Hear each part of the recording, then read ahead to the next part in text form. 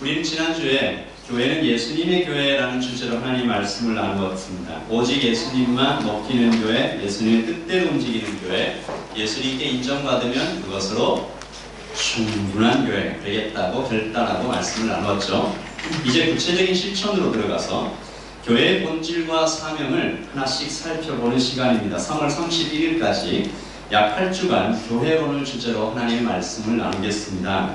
지난주에 교회의 정의에 대해서 예수님이 주인 되시는 공동체, 오늘은 교회의 존재 목적에 대해서 첫 번째 시간 교육, 다음 주에는 사랑과 봉사, 예배, 전도, 사도행전으로 이 말씀 나누고, 그 다음에 교회 질서에 대해서 정치와 직분, 그리고 마지막으로 성례와 건징, 그리고 마지막 8주차 3월 31일에 올 한해 예담교회를 섬겨나가실 서리집사와 각 사역부의 부장을 임명하는 시간을 가지려고 합니다.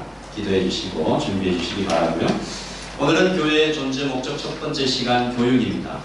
여러분, 교육은 무엇인가 사전을 좀 찾아보았습니다. 사회생활에 필요한 지식과 기술을 가르치고 인간의 잠재 능력을 일깨워 훌륭한 자질, 원만한 인격을 갖도록 이끌어주는 일, 좁은 뜻으로는 학교 교육만을 가리키기도 한다. 컬린스 영어 사전에 보니까 Process of training and developing the knowledge, skill, mind, character, knowledge, ability 이런 것들을 얘기하니까, 다시 말해 교육은 지식과 기술을 가르치는 것, 그리고 인격을 길러주는 것 정도로 정의를 하고 있습니다. 교육이라는 단어, education을 이렇게 원어의 뜻으로 살펴보면 E와 Educare의 합성어인데 out to lead, 그래서 밖으로 이끌어낸다. 그러니까 이 교육이라는 단어와 세상의 교육 철학에는 인간에게 가능성이 있다. 인간은 계속 개발하면 인간의 힘만으로 유토피아를 건설할 수 있다. 이것이 이 교육 철학의 기본입니다. 그런데 교회의 교육은 정반대. 교회의 교육은 우리는 인간이 회개가 필요한 존재라고 봅니다. 인간에게는 애초에 가능성이 없다. 하나님과의 관계가 끊어졌다. 그래서 교회 교육의 첫 번째는 언제나 구원에 초점을 맞춥니다. 그 다음에 성화의 과정을 이어가는 것이, 이것이 교회 교육, 기독교 교육의 기초가 되죠. 그러므로 교회가 이 땅에 존재하는가 라고 누가 물으면 먼저는 구원, 그리고 곧바로 이어지는 교육입니다. 구원받고 끝이 아니에요. 구원은 인생의 전 과정이고 구원 인생의 시작입니다. 사도는 이 구원받는 성도가 반드시 성숙되어야 한다라고 말하죠. 에베소서 4장 13절입니다. 우리 같이 한번 읽어보죠. 에베소서 4장 13절.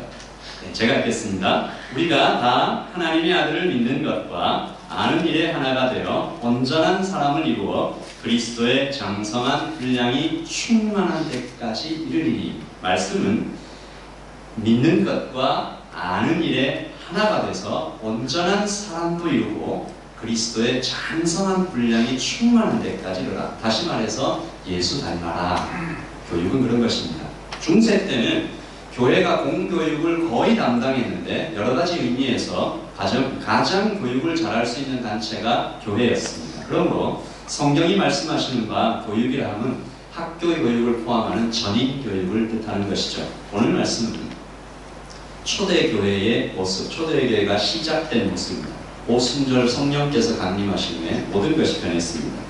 변화된 베드로가 일어나 말씀을 전했고요. 3,000명이 회개하고 나와서 세례를 받습니다. 예루살렘 교회가 탄생하고 주는 그리스도시요 하나님입니다라고 고백하는 사람들이 모여서 그 교회가 어떤 모습이 되어가고 있는지 사도행전이 밝히고 있는데, 그 첫 번째 모습이 바로 오늘 말씀입니다. 사도행전 2장 42절입니다. 우리 같이 한번 읽어보죠. 시작.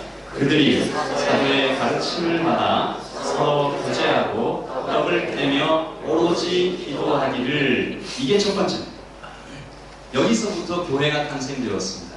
영어로 보면 이게 조금 더 깊이 들어가는데, They devoted himself to the apostles' teaching. 자기 자신을, 자기 전체를 그 사도들의 가르침에 완전히 드렸다. 헌신했다. 몰두했다. 말씀 그대로 실천했다. 그러므로 교회 교육은 교육 훈련입니다. 훈련받아서 자신을 바꾸는 거죠. 사도들의 가르침이 뭐겠습니까? 사도들이 뭐 가르쳤을까요?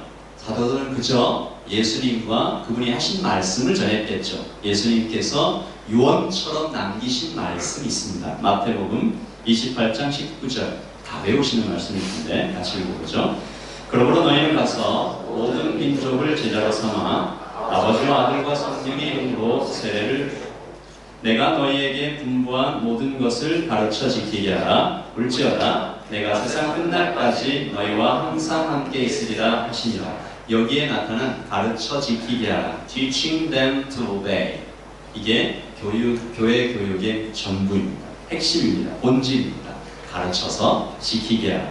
사도의 가르침을 받았다는 것은 말씀을 받은 그대로 지켰다는 것이고, 여기에 사도 바울이 하나를 더합니다. 아들보다 더한 아들 디모데에게 편지를 쓰는데 같이 읽어보죠. 시작. 또 내가 많은 증인 앞에서 내게 들은 바를 충성된 사람들에게 부탁하라. 그들이 또 다른 사람들을 가르칠 수 있으리라. 그러므로 오늘 말씀에서 여러분 교회 교육이라 하면 세 가지만 기억하시면 됩니다. 같이 읽어보죠. 가르치라, 지키게 하라, 또 다른 사람을 가르칠 수 있게 하라. 한 번만 더요. 시작. 가르치라, 지키게 하라, 또 다른 사람들을 가르칠 수 있게 하라. 이거 세 개 기억하시면 됩니다. 하나씩 살펴보십시다. 첫 번째, 가르치라. 가르침에 대해서 네 가지로 좀 질문해 봅니다. 왜 가르치냐? 둘째, 무엇을 가르치냐? 어떻게 가르치냐? 누가 가르치냐? 첫 번째, 왜 가르칩니까? 성경은, 하나님은 기본적으로 사람을 죄인으로 보기 때문에 가르쳐야 합니다. 욕심에 쉽게 사로잡히기 때문입니다. 잠언은 우리에게 호소합니다. 마땅히 행할 길을 아이에게 가르치라. 그리하면 늙어도 그것을 떠나지 아니하리라. 바꾸어 말하면 가르치지 아니하면 하나님 금방 떠난다. 가르치지 아니하면 그 사람은 온전히 살 수 없다. 두 번째, 무엇을 가르치는가? 예수님과 그분의 말씀, 성경입니다. 물론 여러 가지를 배워야 하겠지만 가장 시급하게 가장 열심히 가르쳐야 할 것은 말씀입니다. 저는 한 가정이 자기 자녀를 위해서 성경 과외 선생님을 모시는 것을 본 적이 있습니다. 한 전도사님을 페이를 하고 불러서 우리 아이에게 성경을 가르쳐 주십시오. 여러분, 우리 성도님들도 교회에서 일하고 있는 교사들을 후히 대접해 주십시오. 학교 선생님보다 더 자녀들이 무엇보다 말씀을 소중히 여기도록 가르쳐 주셔야 합니다. 어떻게 가르치는가? 말로도 가르치죠. 그러나 그보다 먼저 삶으로 가르쳐야 됩니다. 언젠가 한 분이 자녀 교육의 철학에 대해서 이런 말을 한 적이 있습니다. 저희 부부는 자녀들을 교육할 때 벙어리가 되었다고 생각합니다. 무슨 말일까요? 자녀를 교육할 때 말을 못한다고 생각하고 가르칩니다. 애 보고 공부해라 라고 말하고 싶으면 공부하는 거예요. 자기가 책 갖고 나와가지고 괜히 앞에 와가지고 공부하고, 청소해라 라고 말하고 싶으면 청소를 막 하는 거죠. 얼마나 힘들겠습니까? 근데 그렇게 했다. 그렇게 했더니 결과가 좋았다. 예수님께서 제자들에게 서로 발 씻기라 말씀하시기 전에 뭐 하셨습니까? 발을 씻겨주셨죠. 요한복음 13장 14절입니다. 시작. 내가 주와 또는 선생이 되어 너희 발을 씻었으니 너희도 서로 발을 씻어주는 것이 옳으니라. 이 장면이 제자들의 머리에 충격으로 다가옵니다. 그래서 이게 늘상 일어나는 일이었거든요. 이 팔레스타인에서는 사람들이 샌들을 신고 다녔고 먼지가 발에 막 온통 묻어가지고 집에 들어오면 그 집의 하인들이 나와서 방문자의 발을 씻겨주고 집 안에 들어가는, 그러니까 이것은 자주 일어나는 일이었습니다. 그러므로 이 일을 경험할 때마다 제자들은 떠올렸겠죠. 아, 예수님이 내 발을 씻어주셨다. 무엇으로 어떻게 가르치나? 몸으로, 실천으로. 그리고 네 번째, 누가 가르칩니까? 자, 교육에 있어서 성경을 자녀들에게 누가 가르칩니까? 부모입니다. 교회에 미루지 마십시오. 책임을 회피하지 마십시오. 주님께서 자녀를 맡기신 곳은 가정입니다. 1차적으로 부모입니다. 그 책임을 1차적으로 부모가 집니다. 이스라엘 백성이 요단강 앞에 섰을 때 광야 40년을 마치고 마침내 젖과 꿀이 흐르는 땅 가나안으로 들어가기 직전에 모세가, 자, 이런 좀 표현을 쓸게요. 피를 토하듯이 얘기했습니다. 자녀들에게 이것을 가르치라. 오늘 내가 내게 명령한 이 말씀을 너는 마음에 새기고 6장 7절 같이 읽어보죠. 내 자녀에게 부지런히 가르치며 집에 앉았을 때든지 길을 갈 때든지 누워 있을 때든지 일어날 때든지 말씀을 가르치라.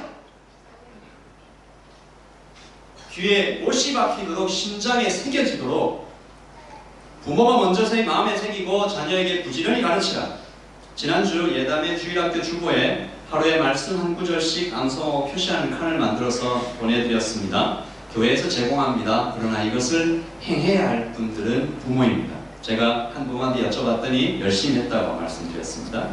축복합니다. 이 명령을 무겁게 받아들여야 됩니다. 부모에 이어 교회 교육의 2차적 책임자는 교사입니다.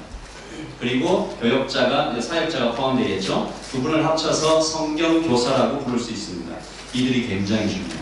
그래서 예담은 전문 사역자를 키워내는 일에 투자할 것입니다.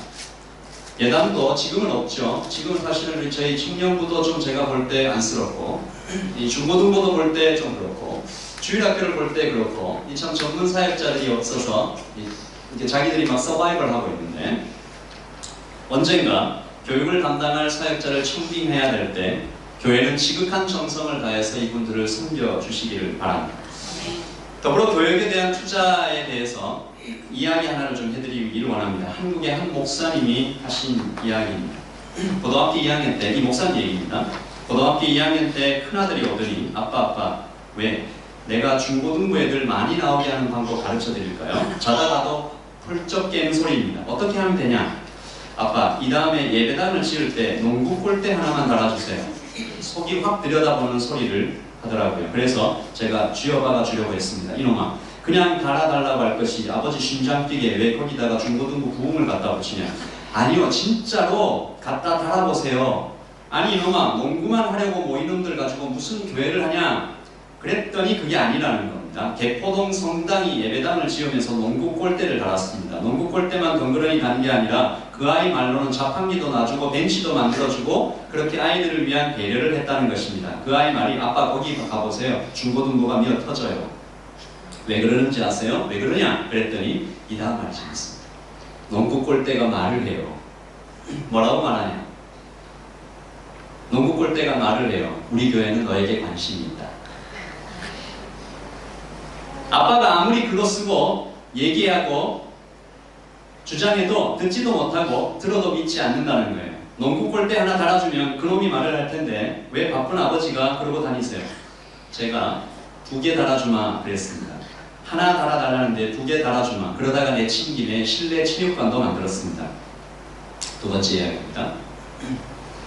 교회 중고등부실에 에어컨이 없는 것에 대해서 당회를 열었습니다. 장로님들께 말했습니다. 중고등부 아이들은 땀을 흘리면서 선풍기 돌리고 본당에서는 에어컨 바람 쐬면서 시원하게 예배드리는데 이 에어컨을 떼든지 아이들 방에 하나 달아두든지 둘 중에 하나 하십시다. 애들 방에 선풍기 돌아가는데 본당에 에어컨 못 돌립니다. 그렇게 선포하고, 자, 이 교회 어떻게 됐을까요? 본당에 에어컨을 뗐을까요? 중고등부실에 에어컨을 달았을까요? 네, 달았습니다. 그때 우리가 건축하려던 돈을 일산 개척교회에 다 써서 빈손 털었을 때 그 일이 걸렸습니다. 결국 은행빚 얻어다가 애들 방에 에어컨 공사를 해주었습니다. 애들이 얼마나 좋아했는지 모릅니다. 그것 때문에 청년과 아이들이 교회를 신뢰하기 시작했습니다. 아, 우리 교회는 애들 편이다, 우리 편이다, 우리 마음을 알아준다. 그것 때문에 애들이 몰려오기를 시작했습니다. 제가 이 스토리를 할까 말까 생각했어요. 예담교회도 여기만 에어컨이 나오고 저쪽에 주일학교 방에는 에어컨이 안 나옵니다. 선풍기밖에 없어요.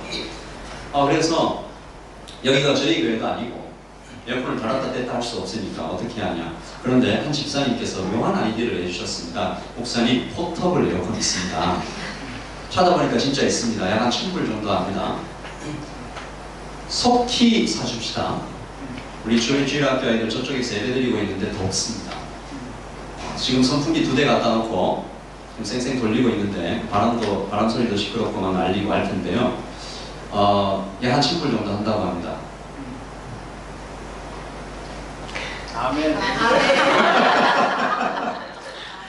마음이 좀 감동이 되시는 분은 헌금도 해주시고 아멘. 없으시면 교회 재정 풀어서 에어컨 설치하고 예담이 지금이 좋은 교회냐 5년 후가 좋은 교회냐 10년 후가 더 좋은 교회냐 그걸 보면 교회가 어디에 투자를 하고 있는지 보면 됩니다.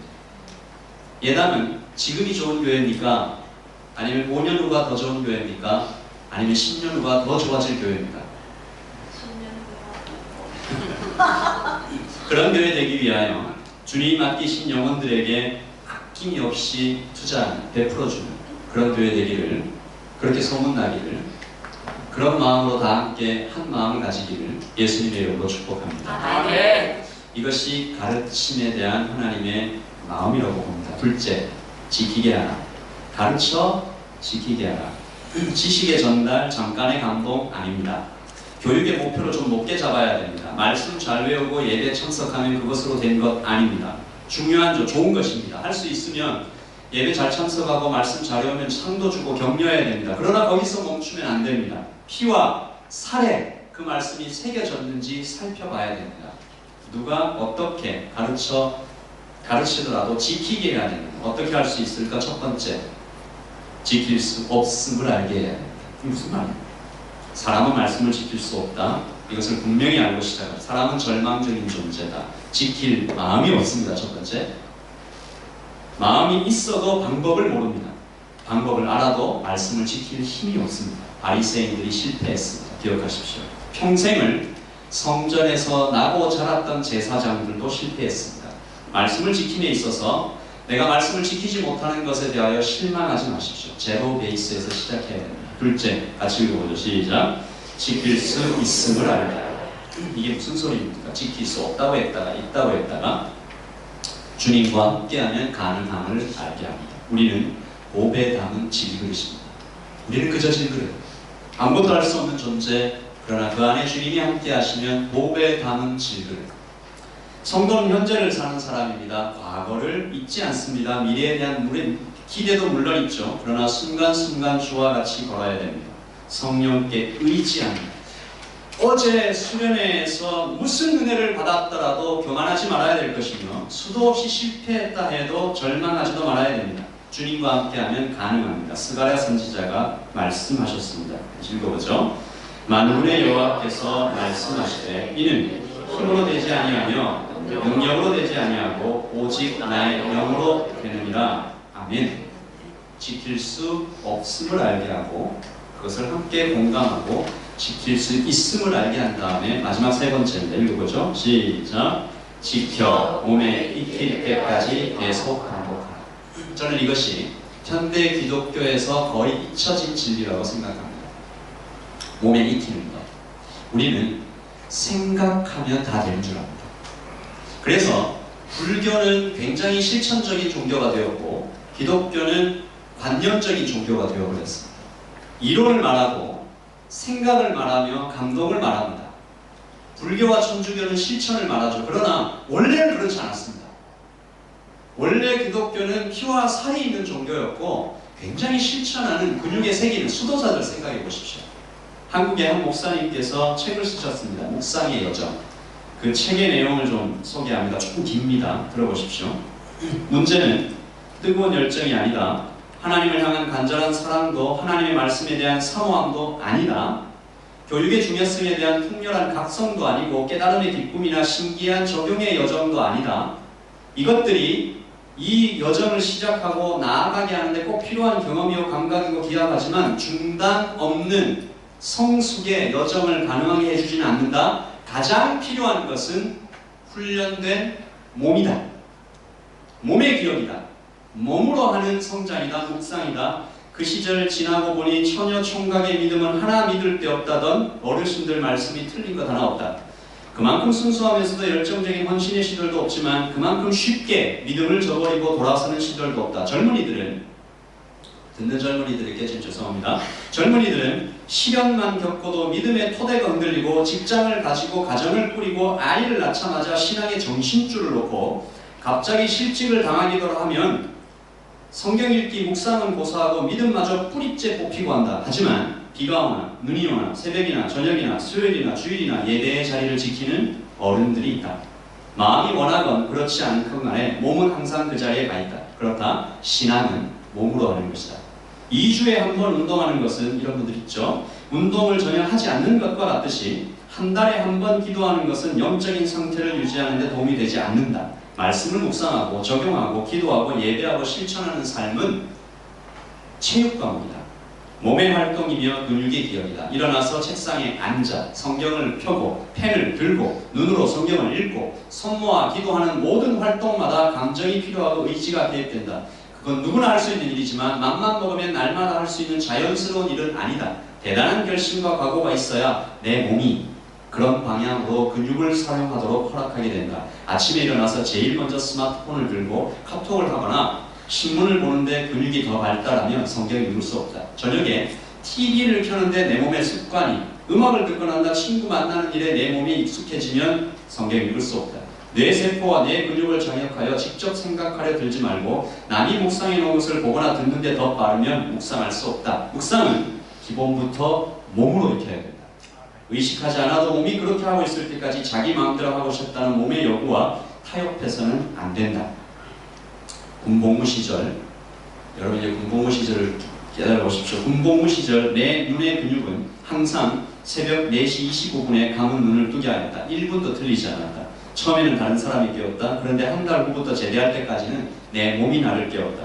내 의지와 상관없이 아무리 몸이 피곤하고 마음이 아프고 영적으로 침체되어 있을지라도 내 몸은 나를 새벽 4시 25분에 깨워 고단한 군생활 가운데 새벽 기도에 나가게 해주었다. 그것이 내 몸의 건강뿐 아니라 영적인 건강을 지켜주었다. 나는 내 결심을 잊지 않는다. 의지도 그렇게 오래가지 않는다. 하루에도 수시로 변하는 내 감정 역시 신뢰하지 않는다. 그러나 내 몸은 정직하다. 기억하고 있는 대로 움직인다. 몸이 스스로 기억하여 나를 주님과 교제하는 삶으로 인도해준다. 시간을 내어 적당한 시간에 익숙한 장소에서 묵상을 시작하되 그것이 습관이 되고 내 일부가 될 때까지 인내하며 나가야 한다. 이것이 고대 기독교의 초기 기독교에서는 있었습니다. 중세에도 있었습니다. 이게 현대로 넘어오면서 거의 사라졌습니다. 몸에 기억하는 신앙. 여러분, 이 예담은 이 훈련을 해나갈 것입니다. 제자훈련도 바로 그것입니다. 제자훈련이 매일 성경을 펴서 읽고 쓰고 그래서 펜을 들고 쓰는 것을 권장합니다. 그것이 매일매일 반복될 수 있도록 여러분들이 훈련하게 내 몸을 훈련시키셔야 됩니다. 1년으로 부족하면 2년, 부족하면 3년 그렇게 몸을 훈련시켜 놓으시면 하나님 앞에서 여러분의 신앙이 굉장히 든든하게 서갈 것을 믿습니다. 마지막 세 번째입니다. 첫 번째는 가르치라. 두 번째는 가르쳐 지키게 하라. 세 번째는 또 다른 사람을 가르칠 수 있게 하라. 가장 효과적이고 좋은 교육 방법을 누가 말할 때 가르쳐 보게 하는 것이다. 가르침으로 배우라. 이것은 성경적 교육의 핵심 중에 하나입니다. 그럼 사도가 그 아들 디모데에게 보낸 편지를 한번 보십시다. 디모데후서 2장 2절인데요. 같이 읽어보죠. 시작. 또 내가 많은 증인 앞에서 내게 들은 바를 충성된 사람들에게 부탁하라. 그들이 또 다른 사람들을 가르칠 수 있습니다. 여기에 영적인 4세대가 나타납니다. 그림 한번 보시죠. 그리스도께서 바울에게, 바울은 디모데에게, 충성된 사람들에게, 또 다른 사람들에게. 이것이 굉장히 중요해요. 제가 어제 우리 한 성도님과 함께 이야기를 나누다가 왜 이 키위 교회들은 그렇게 신앙의 대가 끊겼을까? 물론 키위 교회뿐만 아닙니다. 한국 교회에 지금 이 뉴질랜드는 정확하게 조사를 안 해봤지만 한국 교회에 약 50% 정도, 절반이 넘는 교회에 주일학교가 없습니다. 주일학교가 없습니다. 청년부도 거의 없습니다. 이것이 왜 끊겼을까?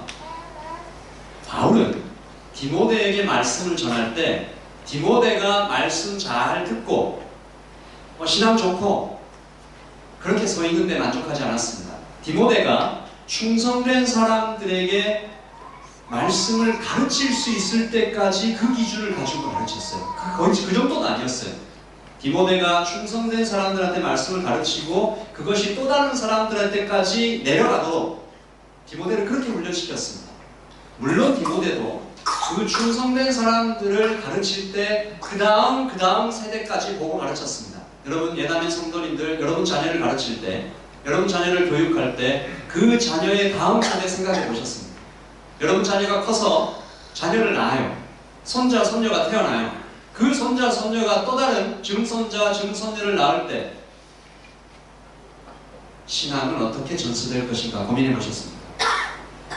교회가 그 고민을 하지 않으면 신앙의 대는 끊깁니다.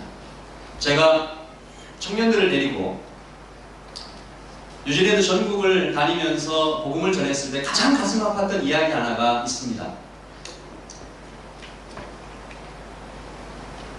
나이가 한 40대 후반쯤 되는 남자분이었는데 제가 복음을 전하니까 자기 어머니가 예수님을 정말 잘 믿었대요. 키위 사회에 이게 그 개인주의 문화가 있습니다. 너의 신앙은 너가 이런 정도의 어떤, 아마 그 어머니는 자기 아들이 자기와 함께 교회 다니고 자기가 죽을 때까지는 그래도 예수님 얘기하고 안심했을지도 모릅니다. 그 아이는 완전히 돌아섰습니다. 40대 중반 후반쯤 되어서 자기 어머니가 돌아가셨는데 그 어머니의 장례식을 그냥 기독교식이 아닌 다른 식으로 그냥 치르고 화장을 한 다음에 그 애쉬를 들고 와서 바닷가에 자기가 믿는 마오리 신에게 뿌렸습니다. 어머니 좋아하셨을 것이다 이렇게 얘기한다. 제가 한 대 때리려다가 참았습니다. 자기가 좋아하는 마오리 바다 신에게 자기 어머니의 애쉬를 뿌리면서 어머니가 참 좋아하셨을 것이다. 이 얘기가 그 중년의 신사뿐만 아니라 이 뉴질랜드 전국을 다녀보면 자기 엄마, 자기 할머니는 참 신앙이 좋았다라고 하는 얘기를 여러 번 듣습니다. 우리 교회의 목표가 우리 자녀, 그 자녀가 자라서 영적인 리더가 되어 다른 사람을 가르칠 수 있는 수준까지 보고 있는지. 여러분, 좋은 교회는 어떤 교회입니까? 은혜가 넘치고 날마다 부흥되는 교회가 좋은 교회입니까? 그렇습니다. 교회 가기를 날마다 기다려주고 바르고 강력한 말씀이 선포되고 지역사회도 열심히 섬기고 구원받는 사람들이 날마다 더해지고 점점 예수님을 닮아가면 좋은 교회죠. 그렇습니다. 좋은 교회입니다. 그러나 거기에 머물러 있으면 좋은 교회 아닙니다. 나중에 사도행전 강해를 할 때 다시 말씀드리지만 오늘 말씀 47절에는 조금 안타까운 뒷얘기가 있습니다. 하나님을 찬미하며 또 온 백성의 칭송을 받으니 주께서 구원받는 사람을 날마다 더하게 하시리라. 어떤 그림이 머리에 떠오르니까 막 너무 좋잖아요. 교회 오면 막 신나고 하나님 찬양, 서로 사랑하고 봉사하고 최초의 교회, 최고의 교회, 초대 교회, 우리가 늘 돌아가고 싶은 전설적인 교회. 그런데요, 자기들끼리만 너무 좋았습니다. 자기들끼리만 너무 좋았습니다. 마태복음 28장 19절의 말씀을 잊었어요. 그러므로 너희는 가서 Go and make disciples. 가서 제자를 삼아라. 어디까지? 예루살렘 밖에까지. 모든 민족을, 이방인에게까지. 잊어버렸어요. 유럽의 어떤 교회를 가면 새가족이 오면 은근히 쫓아냅니다.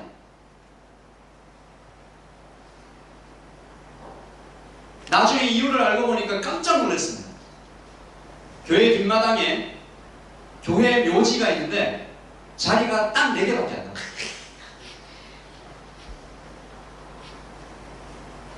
더우면 여러분, 우리 교회가 우리 교회끼리 너무 좋아요. 그리고 거기서 멈추면 큰일 납니다. 하나님은 예루살렘 교회를 꾸짖으셨어요. 어떤 방법을 쓰셨습니까? 예루살렘 교회에 핍박이 옵니다. 그래서 강제로 흩어집니다. 그래서 유대인 디아스포라가 생겼습니다. 물론 그 이후에 일어나는 일들은 참으로 아름다웠습니다. 그러나 분명한 것은 잊었습니다.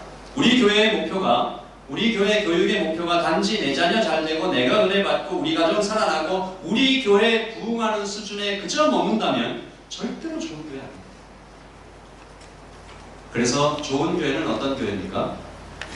또 다른 교회를 태어나게 하는 교회. 예당 제1교회, 예당 제2교회, 예당 제3교회. 좋은 사랑방은 어떤 사랑방입니까? 우리끼리 너무 좋아서 평생 이대로 우리끼리 모임하자 하면 좋은 사랑방 아닙니다. 또 다른 사랑방을 태어나게 하는 교회. 교사는, 목사는, 장로는, 직분자는, 좋은 직분자는, 좋은 목사는, 좋은 장로는 어떤 사람입니까? 또 다른 좋은 장로, 또 다른 좋은 권사를, 또 다른 좋은 교사를 태어나게 하는 사람. 그러므로 나에게 맡기신 자녀가 사랑방이 교회가 또 다른 예수 닮은 자녀를 사랑방을 그렇게 품고 가르칠 수 있을 때까지, 또 다른 사람을 가르칠 수 있을 때까지 그 비전을 가지고 가르치는 것입니다. 이 때문에 교회가 선교 업무도 하고 단지 선교도 가고 또 다른 지역교회도 섬깁니다. 마지막입니다. 웨이크업. 주무시는 분들이 계세요. 제가 좀 설명을 길게 한 것 같습니다. 마지막으로 이 교육을 주일 학교에 제한하지 않기를 바랍니다.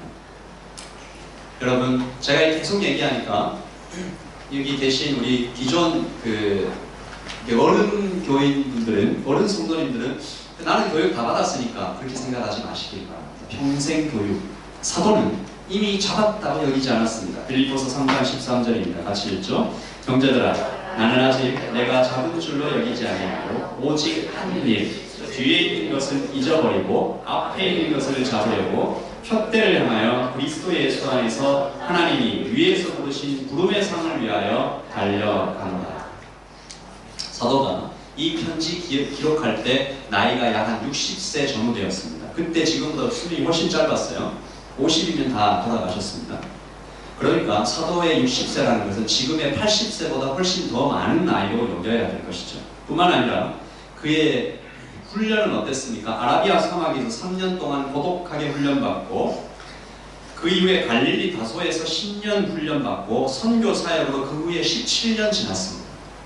그러니까 선교사로 일한 지 27년, 그리고 신학교 교육 3년 지나고 선교사 교육 27년 지난 다음에도 아직 완성되지 않았다.